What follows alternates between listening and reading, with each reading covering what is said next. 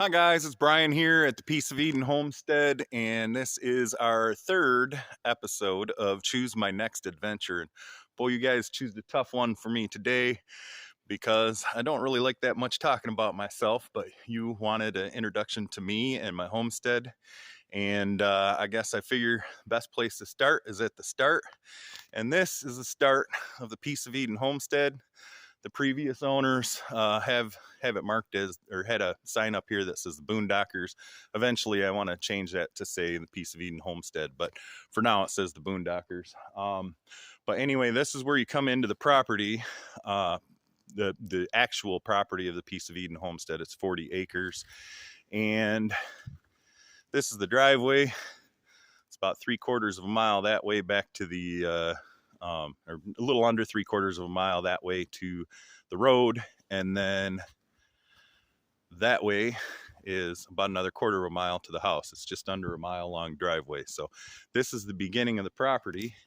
And as far as the beginning of me, well, way back in 1972, March 1st, there was a big ice storm, and my mom was pregnant with me and started to go into labor. And so my dad had to pack her up into the car on the way, or to get her on the way to the hospital, and they pulled out of the driveway, and the road was a sheet of ice. And there was a small incline of a hill there, and he was stuck spinning wheels trying to go up that hill and couldn't go anywhere. And so my older brothers and sisters were out there trying to push him up the hill. And my dad was out there pushing. My mom's trying to drive the car while she's in labor to get up the hill to get to the hospital, and couldn't move anywhere. And one of the neighbors happened to come ice skating down the road, and he saw our trouble, and he was able to dig his ice skates into the ice and get enough traction that he was able to push the car up and get my folks to the hospital. Once they got over that hill, it was, easy going from there, but just getting over that hill was tough. So that night when they were in the hospital, they said that, the doctor said that, oh, you're not ready to have this baby yet. You got a ways to go. So why don't you just sleep through the night and wake up tomorrow and see if we'll have the baby tomorrow. Well, my mom knew she was ready to go. I was her 5th child, so she had a pretty good idea. But they gave her some sleeping pills, and so she was all drowsy, and then went into true labor and had me that night. And so I was born in the middle of the night on March 2nd. And I don't know if you remember the show My Three Sons, but my mom was all loopy from the sleeping pills and tired from giving birth. And when they brought me to her and said, "It's a boy," she said, "Oh, my 3 sons." And so that's a story you'll hear a lot in my family going around about the day I was born. Well, I figure this video, since you want to hear about me and you want to see the homestead, I figured I'd do a little story at each location, and then hopefully have a story pertaining to that, about me and my life. So I'll move on now. So I pulled the truck off the side of the road, or off the side of the driveway. You can see right there is that Boondocker sign. And this is the entrance, or the beginning of the property here at the Peace of Eden Homestead. And there is this little stream that meanders all back and forth throughout the property, kind of like the river does here. And the day I went and signed the papers to close the sale of this place, as soon as I pulled in, I came out here right when I pulled into the property, just to finally, take a look around the property proper and see what there is to see. And when I pulled off the little turn from the main drive there, I came across this place. Now, as a kid, I had 2 older brothers and my dad, and they always loved to fish, and I always loved to tag along. I was usually out in the woods making all kinds of crafts and stuff, and they were out sitting watching their poles and trying to catch some fish, and I was a little too rambunctious for sitting still, so I would always be out in the woods, and I'd make campfires and cook us dinner and lunch and everything on the wood fire. And You know, this place, I just know my dad would have loved. He passed away in 2013. And when I came here, I could just feel his spirit here. And I know that might sound kind of corny. I'm sorry. I know that might sound kind of corny, but just if you knew my dad and you knew how much he loved the outdoors and how much he loved fishing, this place, it fills me with him, and I love it here. So Dad, I know you're up there in heaven and looking down, and I'm sure it's more beautiful than this, but I know if you were here that you would think that this is truly a piece of Eden. So as a kid, we didn't really have an orchard per se, but we had a few miscellaneous apple trees here and there around the farm. I guess I should back up and say, so after I was born, we lived in a town called Goodrich, and in a house that my dad had built. And then we moved when I was about 5 years old to Davison, Michigan. And I like to say that my folks bought the 28 acres of property and got the house for free, because the house was pretty dilapidated, and you know, my dad did construction and he knew what he was doing, so he fixed the place up while we were living in it. So we had open walls in our bedroom part of the summer, and all kinds of fun stuff. When you're a kid, it's just great to experience something like that. We got to break out the plaster from the old walls, and you know, my dad could just turn his rambunctious boys loose with hammers and do half the work for him, just us having fun. So, but anyway, we had a few miscellaneous fruit trees. There was a pear tree, a couple apple trees, and even an apricot tree there. And I always loved being able to just, you know, every year you go out and there's just fruit there. You didn't do anything to get it, because boy, we worked our tails off gardening a big, I think it was probably close to 2 acres of a garden that we did. So, but anyway, one of the first things I wanted to do when I got here is get an orchard put in. So I'll show you a quick look at the orchard here. Well, I know it doesn't look like much. I mean, this tree is just, you know, 2.5 feet tall, and it's been here for a couple of years, but that has a lot to do with how poor our soil is. The soil here is basically pure sand. Here's another little tree here, another little tree here, and then this one is my pride and joy. It's the biggest one there is. I don't know why this one's doing so much better than the other ones, but you know, that's a good 8 feet tall there. So, but anyway, in this orchard, there's blueberries, there's apples, there's peaches, even hazelnuts, and over here's a walnut tree. But anyway, the blueberries are over there.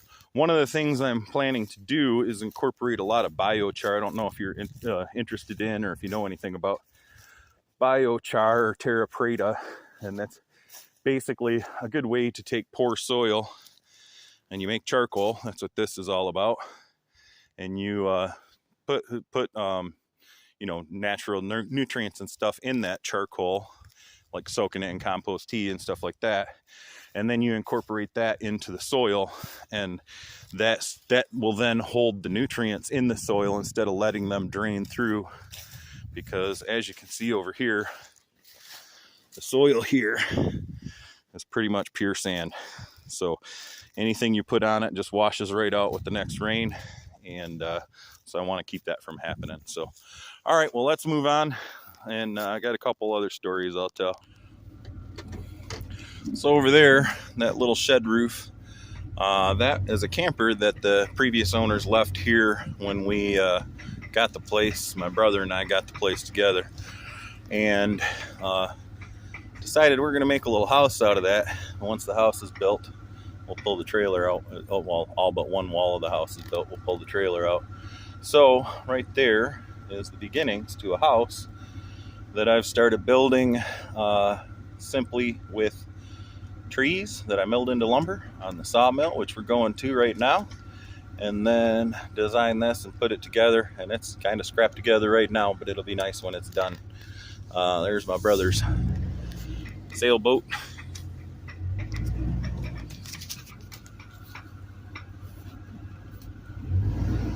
here we share this driveway with the neighbor.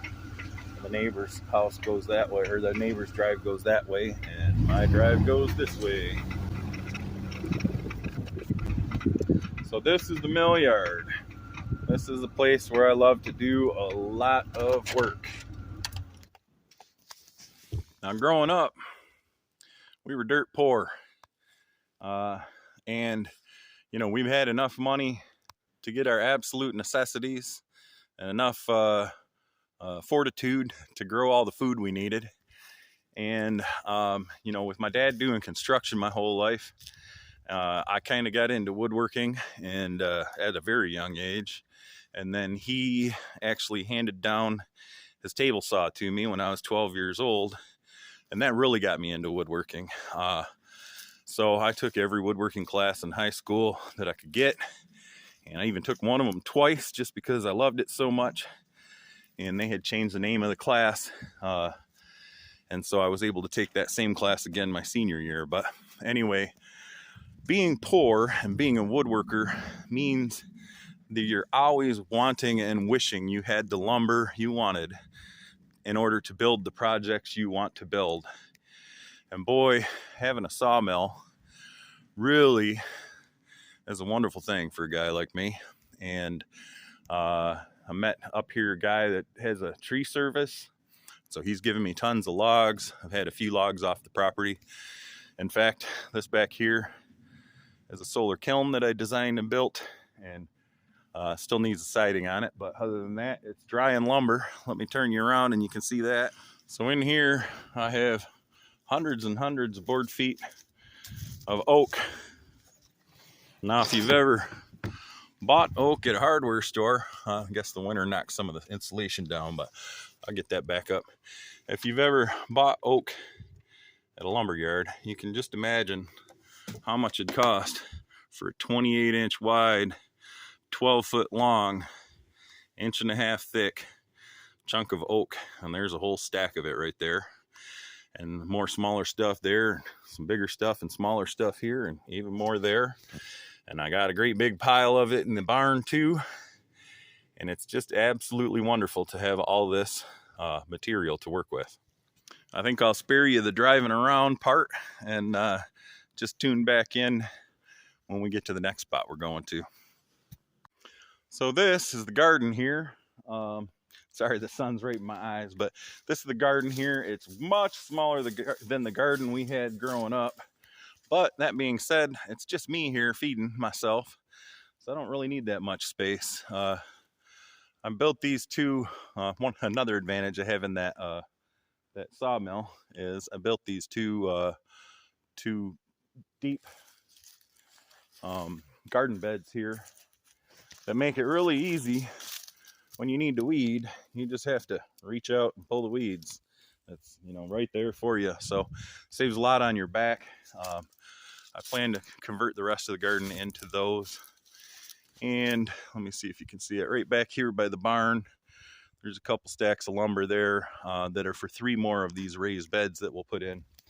Now, that year I was born, like I said, my dad did construction, mostly roofing and siding, and he was up on a ladder and fell down backwards, and when he fell, he broke both of his wrists.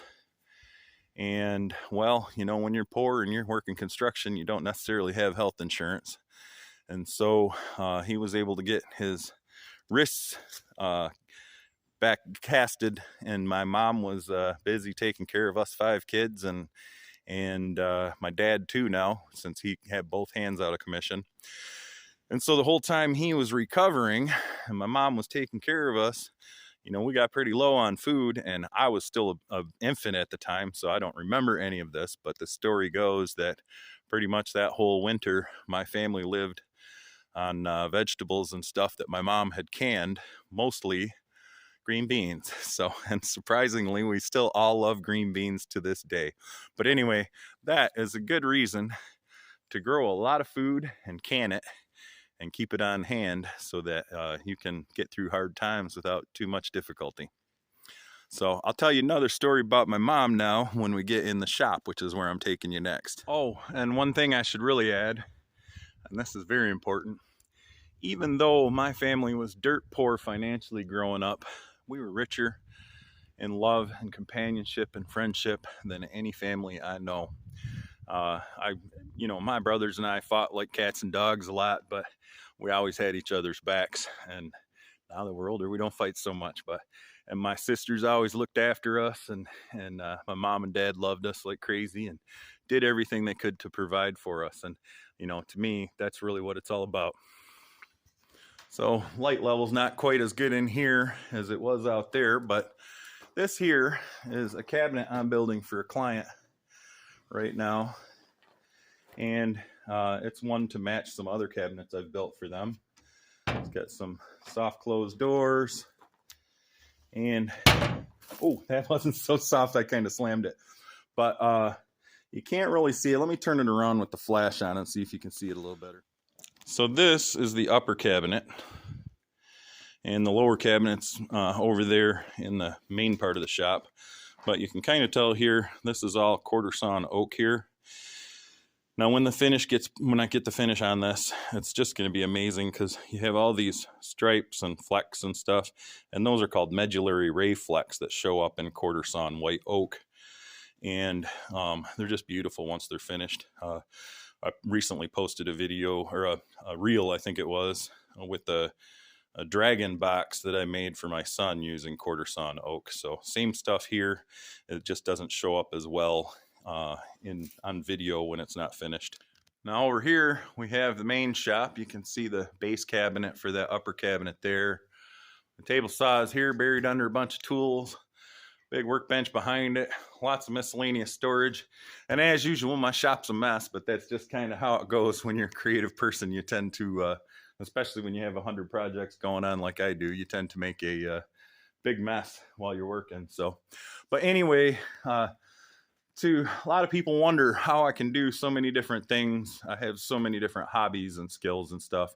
And, a lot of that is due to my mom. And my curiosity. I've always been curious how things work and how to make things work, and how to get things done, and how to build things, and how to cook things, and everything like that.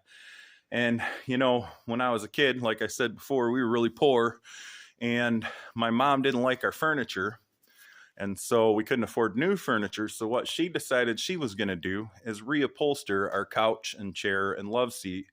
And so she just tore into it and started pulling the old fabric off one end of the couch, and sewing the parts that like those stuff she pulled off on the one end, and leaving the other end still together, so she could figure out how to, remember how she did it the first time. Because back then you didn't have video cameras or YouTube videos or anything like that to teach you anything. She just went for it. And, the guts like that were definitely passed down to me and my siblings, where we're usually pretty willing to try anything. But she loves telling the story how I was watching her tear it apart, and I was really curious. I still am, but I was out there, or in there with her, and she's tearing it apart, and I'm like, Mom, I didn't know that's how that a chair was put together. And she said, isn't it neat? But she always tells me I was really thinking, neither did I. And so we always laugh about that. But that's a good story about, making do with what you have, and developing new skills as you go. And that's a really important lesson when you're homesteading. And I'm really glad I got back into this life, and I could make this video go on forever. Just wanted to tell you a couple stories about me, show you what I've got going on here. There's tons more projects. I'm, wanting to build a greenhouse. I got solar panels to put up. I'm planning to build a floating bridge across the river. Tons and tons of stuff. You guys are all welcome to join me and follow along and see how I do all that stuff. And a lot of it I know how to do, and a lot of it I'm just figuring out as I go along, like my mom did, like my dad did. Just doing the best we can with what we got. So anyway, I really appreciate you guys joining me for this third episode of Choose My Own Adventure. It's kind of hard for me to sit here and talk about myself, but I'm kind of glad I did. Got a couple good stories out there anyway. I'm sure my kids will enjoy hearing this, and my mom will enjoy hearing this, and my siblings will probably enjoy hearing it too, and probably correct me on a lot of places I probably messed up on the stories. But anyway, I love you guys, and I sure appreciate you following me along, helping me build up the PC and Homestead's Facebook page. It means a lot to me. I've actually started getting, I got invited to the bonus program. I made $7 already this month. And, I know that doesn't sound like much, but to me, it's, the spark that starts the fire. So hopefully I can build this into something really big. Hopefully I can and teach you guys some things and show you some interesting projects and inspire you to try things for yourself. But anyway, that's all I have for you. Thanks a lot for joining me. Bye.